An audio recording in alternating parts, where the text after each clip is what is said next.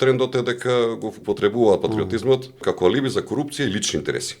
Што мислиш, колку е опасно ова за јавното мислење и демократијата во Македонија? Мислам дека јасно име на граѓаните дека кога гледаат такви ситуации на лажен патриотизам, дека тоа е смислено,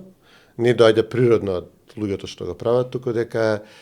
е седнато со експерти за пиар, често пати странски експерти, политички експерти, дека е обсмислено и се поделени улоги. Ти ке глумиш да си патриотот, ти ке глумиш дека си либералниот, проевропски кадар, ти ке бидеш, поддржувачот на малцинствата, на меѓуетничкиот карактер на државата. Мислам јасно име на граѓаните дека во Македонија има една суверенистичка опција, тоа е ВМРО ДПМН, која што ги брани македонските национални интереси, се залага за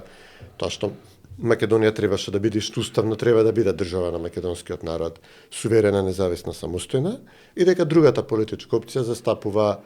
оној дел од македонци така, урбани, постнационални, на кои што не им значи националното, не им значи верското, не им значи културата, идентитетот.